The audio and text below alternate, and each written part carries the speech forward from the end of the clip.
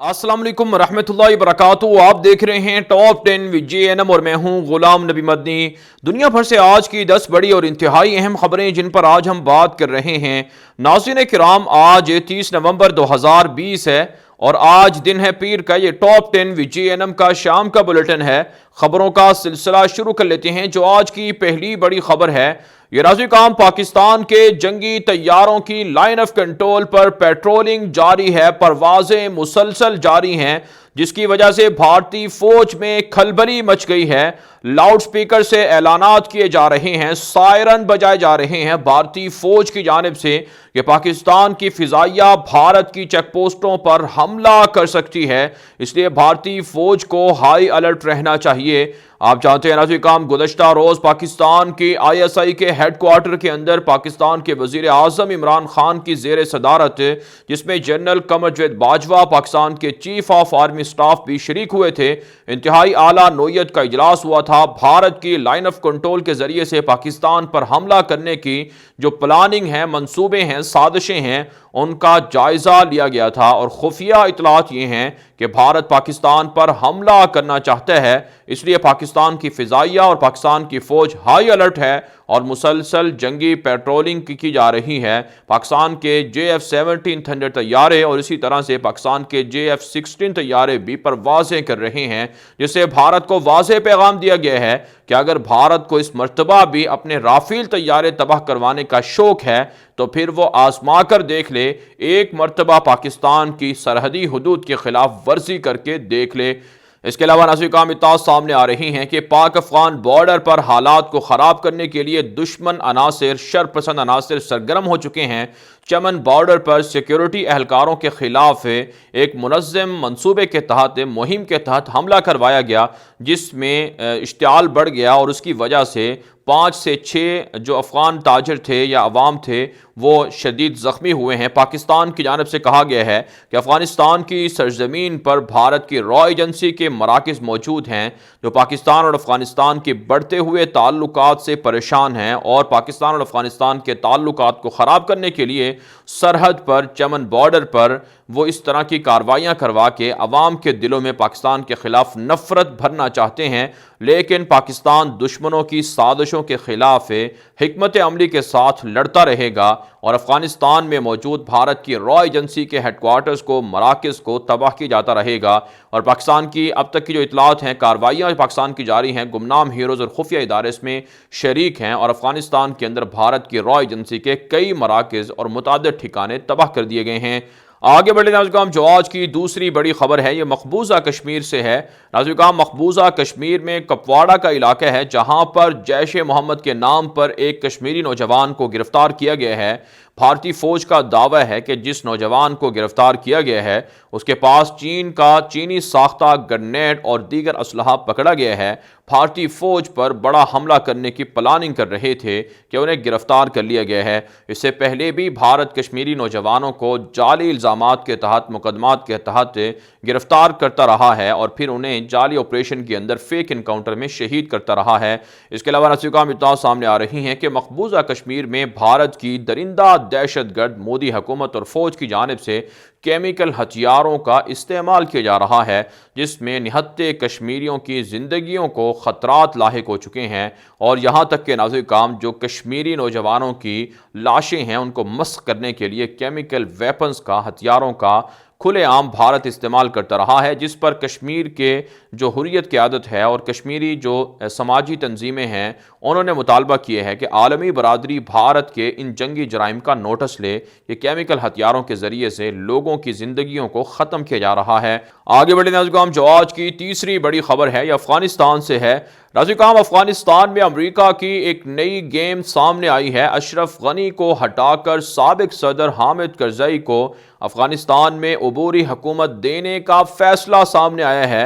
اور طالبان کو جنوبی اور مشرقی صوبے دیے جائیں گے۔ اس حوالے سے ناظرین کرام تازہ رپورٹ سامنے آ رہی ہیں کہ زلمے خلیلزاد ایک خفیہ دورے پر گزشتہ روز کابل پہنچے تھے، جہاں انہوں نے اشرف غنی سے ملاقات کی خواہش کی اور اشرف غنی سے ملنے کے لیے خصوصی طور پر امریکی صدر ڈونلڈ ٹرمپ کے مشیر برائے افغانستان زلمے خلیلزاد کابل پہنچے تھے، لیکن اشرف غنی کو اس منصوبے کا علم ہو گیا اور اشرف غنی نے ملاقات سے انکار کر دیا، جس کے بعد زلمے خلیلزاد ناکام کابل سے واپس لوٹے ہیں۔ امریکہ کے صدر ڈونلڈ ٹرمپ چاہتے ہیں کہ طالبان سے کیے گئے وعدے کو پورا کریں تاکہ امریکی عوام کو ایک طرح سے وہ اپنی کامیابی بتا سکیں کہ جو افغانستان کے اندر امریکی فوجیں تھیں ان کو ٹرمپ نے نکال لیے ہے۔ لیکن ناظرین کرام اس حوالے سے جو عبوری حکومت کا سیٹ اپ ہے جس کی ذمہ داری حامد کرزائی کو دینے کی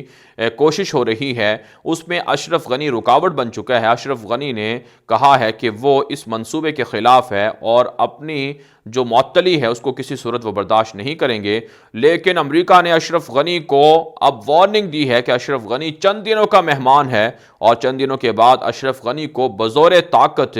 یا پھر ان کو پریشرائز کر کے ہٹایا جا سکتا ہے۔ اور عبوری سیٹ اپ کے اندر افغانستان کی جو حزب اسلامی ہیں اور اسی طرح سے جو دیگر سیاستدان ہیں جو طالبان کے ساتھ مذاکرات کے حامی ہیں، وہ عبوری سیٹ اپ میں شریک ہوں گے، جبکہ افغان طالبان کو مشرقی اور جنوبی صوبے جن میں طالبان کی اکثریت ہے وہ دے دیے جائیں گے، اور پھر بعد میں اگلے مرحلے میں افغان طالبان مکمل افغانستان پر کنٹرول حاصل کر لیں گے۔ کہا جاتا ہے امریکہ کے اس نئے سیٹ اپ پر افغان طالبان بھی کسی حد تک راضی ہیں، جبکہ ناظرین کرام اطلاعات سامنے آ رہی ہیں کہ اشرف غنی نے اب امریکہ کے خلاف بھی ایکشن لینے کا کہا ہے کہ اگر امریکہ نے زبردستی ان کو ہٹایا تو اس کا رد عمل امریکی حکام کو بھی ملے گا اور امریکی حکام کو اس حوالے سے اشرف غنی کی جانب سے کوئی سپورٹ حاصل نہیں ہوگی۔ آگے بڑھتے ناظرین کرام جو آج کی چوتھی بڑی خبر ہے یہ بھی افغانستان کے معاملات کے حوالے سے ہے۔ ناظرین کرام افغانستان میں طالبان کی فتوحات کا سلسلہ جاری ہے۔ مزید مختلف صوبوں سے 80 کابل فوجی اور پولیس اہلکار طالبان کے سامنے ہتھیار ڈال کر سرنڈر ہو چکے ہیں۔ اس کے علاوہ ناظرین کرام آج افغانستان کے اندر افغان طالبان نے بڑے بڑے حملے کیے ہیں، جس میں صوبہ بادغیس اور صوبہ ہرات کے اندر جو فوجی جرنیل ہیں اور پولیس کمانڈوز اور چیف ہیں ان کو مار ڈالا گیا ہے۔ طالبان کا دعویٰ ہے کہ آج مختلف کارروائیوں میں 6 ٹینک تباہ کیے گئے ہیں اور 25 سے زائد کابل فوجی مارے گئے ہیں، جبکہ ناظرین کرام طالبان کے ترجمان ذبیح اللہ مجاہد نے اپنے ٹویٹر اکاؤنٹ پر لکھا ہے کہ نہتے شہریوں پر بمباری بھی کی گئی ہے، جس میں 5 عام شہری شہید ہوئے ہیں اور متعدد زخمی ہوئے ہیں۔ افغان طالبان نے کہا ہے کہ جب تک کہ نہتے شہریوں پر آپریشن یا بمباری بند نہیں ہوگی تب تک طالبان بھی حملے جاری رکھیں گے، جبکہ ناظرین کرام اشرف غنی نے طالبان سے جنگ بندی کا مطالبہ کیا ہے اور بیرونی ممالک نے بھی دونوں فریقین سے یہ مطالبہ کیا ہے، دونوں فریقوں سے مطالبہ کیا ہے کہ وہ افغانستان کے اندر جنگ بندی کریں تاکہ افغانستان کے اندر جو امن معاہدے ہیں، منصوبے ہیں، وہ آگے بڑھ سکیں۔ آگے بڑھے ناظرین کرام جو آج کی 5ویں بڑی خبر ہے یہ بھارت سے ہے۔ ناظرین کرام بھارت کی ریاست کرناٹک ہے جہاں پر بی جے پی کا مسلمانوں کو ٹکٹ نہ دینے کا فیصلہ سامنے آیا ہے۔ بی جے پی کے جو ذمہ دار ہیں کرناٹک ریاست کے، انہوں نے کہا ہے کہ الیکشن میں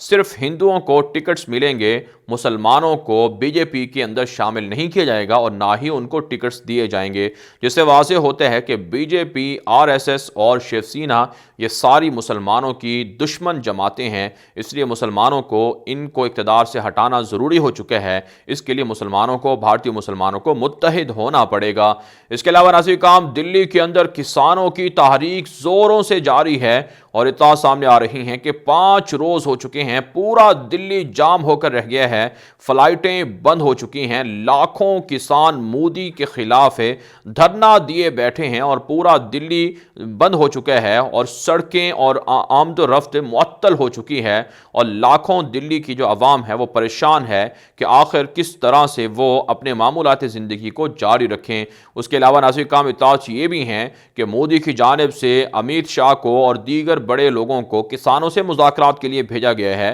لیکن کسانوں نے کہا ہے کہ وہ اس وقت تک دلی سے دھرنا یا مظاہرہ یا احتجاج ختم نہیں کریں گے جب تک ان کے مطالبات پورے نہیں ہو جاتے۔ کہا جاتا ہے کہ لاکھوں کسان اس وقت دلی کے اندر موجود ہیں اور دنیا کے اندر یہ کسانوں کی سب سے بڑی تحریک ہے جو مودی کے استعفے کا اور مودی کے کالے قوانین کے خاتمے کا مطالبہ کر رہا ہے۔ اس سے واضح ہوتا ہے کہ بھارت کے اندر مودی کی وجہ سے بربادی شروع ہو چکی ہے اور فسادات بڑھ رہے ہیں، اور غربت اور بے روزگاری کی وجہ سے اب اگلا جو احتجاج ہے وہ غریب لوگوں کا، بے روزگار لوگوں کا بھی مودی کے خلاف ہو سکتا ہے، اور بھارت کے اندر اب مزید انقلاب آ سکتے ہیں اور بھارت ٹکڑوں کی طرف بڑھ سکتا ہے۔ اس کے علاوہ نازل کام اطلاعات سامنے آ رہی ہیں کہ پاکستان کے سفارتی مشن کے اہلکار کی گاڑی کو حادثہ پیش آیا ہے جس میں 5 افراد سوار تھے اور متعدد زخمی ہوئے ہیں۔ کہا جاتا ہے کہ واگا بارڈر کے ذریعے سے بھارت میں موجود پاکستان کا سفارتی عملہ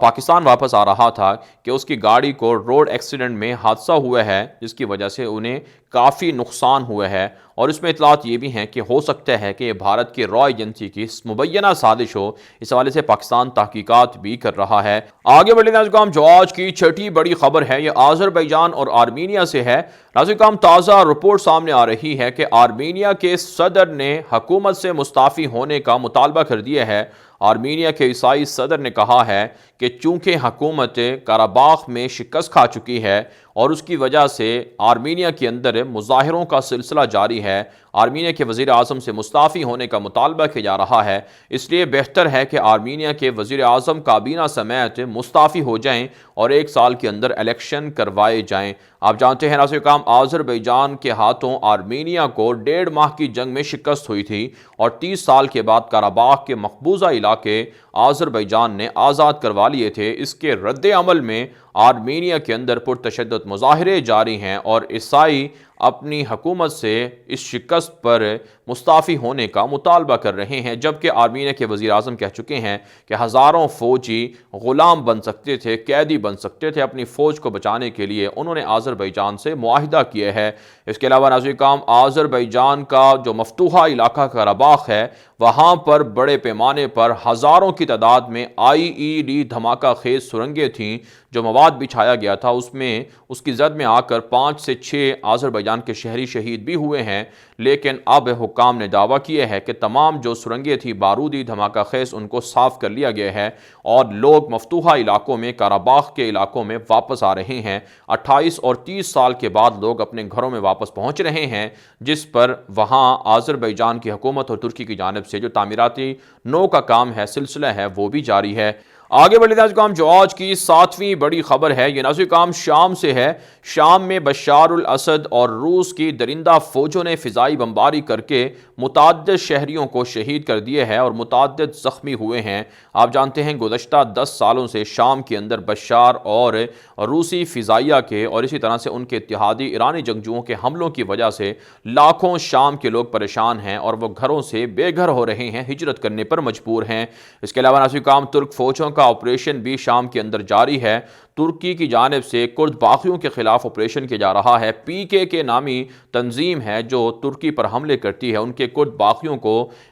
ہلاک کیا جا رہا ہے اور متعدد کو گرفتار کر لیا گیا ہے۔ ساتھ ساتھ ناظرین، ترکی سے ایک خبر یہ بھی سامنے آ رہی ہے کہ گزشتہ 10 ماہ کے دوران استنبول اور اناطولیہ میں سب سے زیادہ پراپرٹیز خریدی گئی ہیں جو بیرون ممالک کے مختلف ملکوں کی جانب سے شہریوں نے پراپرٹی خریدی ہیں۔ ترکی کی حکومت کی جانب سے یہ آفر دی گئی ہے کہ اگر بیرون ممالک کے شہری ترکی میں سرمایہ کاری کریں، وہاں پراپرٹیز خریدیں، تو انہیں ترکی کے ویزے یا پھر اقامے یا مستقل نیشنلٹیاں دی جا سکتی ہیں۔ آگے بڑھے ناظرین، جو آج کی 8ویں بڑی خبر ہے یہ اسرائیل کے عربوں کے ساتھ بڑھتے ہوئے تعلقات کے حوالے سے ہے۔ ناظرین، تازہ رپورٹ سامنے آ رہی ہے کہ نیتن یاہو رواں ہفتے مصر کے دورے پر جا رہے ہیں، جہاں پر وہ ڈکٹیٹر عبدالفتاح السیسی سے ملاقات کریں گے اور مصر کے ساتھ اسرائیل نئے سرے سے معاہدے کرے گا۔ اور اسرائیلی اخبار یروشلم پوسٹ کے مطابق اس دورے کے دوران عسکری نوعیت کے اور معاشی نوعیت کے معاہدے ہوں گے۔ آپ جانتے ہیں ناظرین، جب سے ترکی بحر متوسط کے اندر گیس اور پیٹرول کے ذخائر تلاش کر رہا ہے اور جب سے UAE اور بحرین نے اسرائیل کو تسلیم کیا ہے، تب سے اسرائیل کے یہودیوں کے جو مختلف دیگر عرب ممالک ہیں ان کے ساتھ رابطوں میں اضافہ ہوا ہے، اور ترکی کے خلاف مصر، اسرائیل اور دیگر ملک اب متحد ہو رہے ہیں۔ اس کے علاوہ ناسا اقوام اطلاعات سامنے آ رہی ہیں کہ اقوام متحدہ میں اسرائیل کی جانب سے مطالبہ کیا گیا ہے کہ جن عرب مسلمان ملکوں سے یہودیوں کو بے دخل کیا گیا تھا ان کو مہاجر تسلیم کیا جائے، ریفیوجی تسلیم کیا جائے اور انہیں ان کا حصہ دلوایا جائے۔ یعنی آپ جانتے ہیں ناظرین اکرام، چند دن پہلے ہم نے آپ کو ایک رپورٹ دی تھی کہ اسرائیل کے یہودیوں کی جانب سے 11 مسلمان ملک ہیں جن میں بحرین شامل ہے، سعودی عرب شامل ہے، ایران شامل ہے، شام، لیبیا، مصر، تیونس وغیرہ، ان ممالک سے $350 ارب کا ہرجانے کا مطالبہ اسرائیل کے یہودیوں نے کیا ہے کہ وہاں سے یہودیوں کو نکالا گیا تھا، بے دخل کیا گیا تھا، لہٰذا ان کی جو جائیدادیں تھیں وہ ان ملکوں کے اندر موجود ہیں اس کے عوض معاوضہ ادا کریں۔ تو اس میں ناظرین کام سعودی عرب سے بھی $100 ارب طلب کیا جا رہا ہے۔ اب اقوام متحدہ میں یہ معاملہ پہنچا دیا گیا ہے تاکہ اقوام متحدہ اسرائیل کے حق میں فیصلہ کر سکے۔ اس کے علاوہ ناظرین کام اطلاعات سامنے آ رہی ہیں کہ اسرائیل کے اخبارات میں بھارتی وزیر خارجہ جے شنکر کے بیانات کو بھی چھاپا جا رہا ہے، اور اسرائیلی اخبارات میں یہ کہا جا رہا ہے کہ بھارت بھی عربوں کے ساتھ اسرائیل کے بڑھتے ہوئے تعلقات سے خوش ہے، اور اس میں بھارت بھی چاہتا ہے کہ اسے بھی عربوں کے ساتھ جو ہونے والے معاہدے ہیں شامل کیا جائے۔ آگے بڑھتے ہیں جو آج کی 9ویں بڑی خبر ہے یہ یمن اور